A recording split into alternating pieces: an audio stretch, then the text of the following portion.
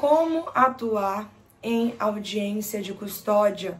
Essa é uma dúvida, um receio, né? Um medo mesmo de quem está iniciando na advocacia criminal. E é de suma importância dominar a audiência de custódia. Por que, Maiana, é tão importante? Porque as audiências de custódia acontecem a todo o tempo.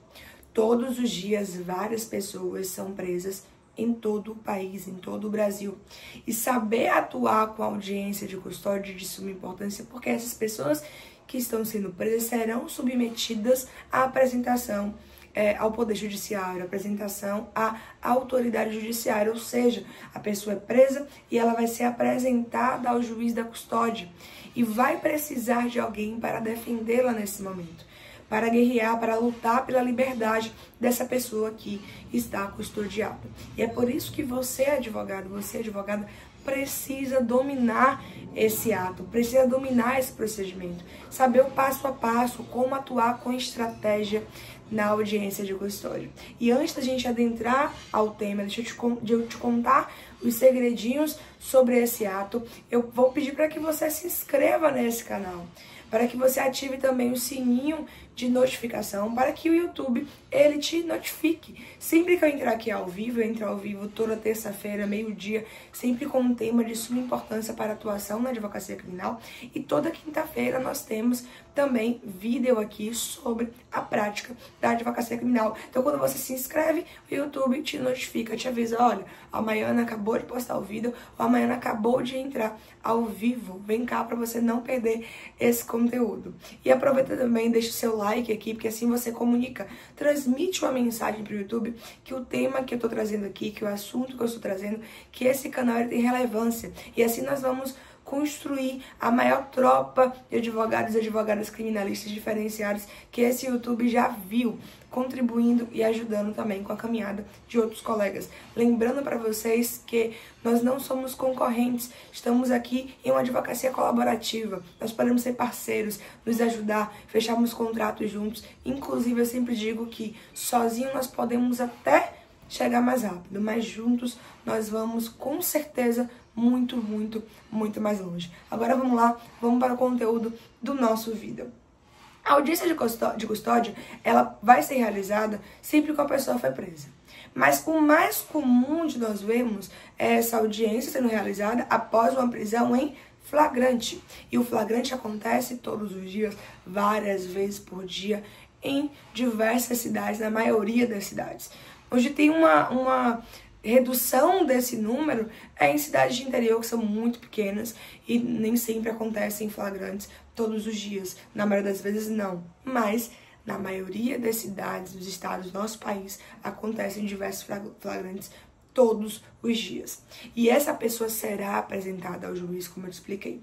Só que essa audiência, ela não é para analisar se o seu cliente, ele realmente é culpado, se ele cometeu o ato ou não. Ela não vai analisar ou discutir o mérito da questão, o mérito do caso. Isso você vai discutir na ação penal, na audiência de instrução e julgamento. Aqui na audiência de custódia, o que o juiz vai analisar é que você e o Ministério Público terão também que discutir e analisar é a necessidade e a legalidade dessa prisão. Essa prisão, ela realmente é necessária? Ela precisa ser mantida? Essa prisão em flagrante, ela deve ser convertida em prisão preventiva? Ou se foi um mandado de prisão preventiva que foi cumprido, ele deve ser mantido? Tem necessidade ainda da manutenção dessa prisão preventiva? Porque às vezes o mandado de prisão já tem um tempo que foi expedido e só foi cumprido agora, depois de um ano, por exemplo. Ainda existe a necessidade nessa prisão? Então, esse é o momento de analisar a necessidade e a legalidade. Como aconteceu essa prisão? Essa prisão seguiu os trâmites legais?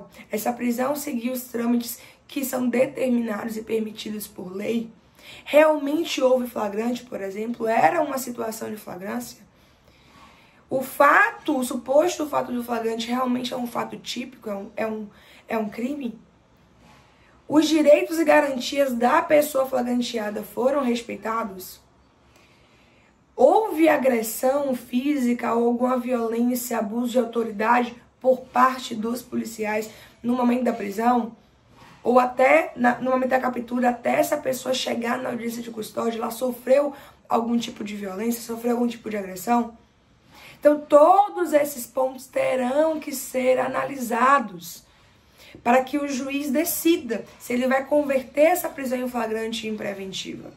Se ele vai conceder uma prisão domiciliar, por exemplo, que é quando temos o caso, por exemplo, de uma mãe com um filho menor de 12 anos, quando temos uma pessoa cometida com doença grave, temos as hipóteses onde a pessoa pode ser beneficiada, digamos assim, com a prisão domiciliar.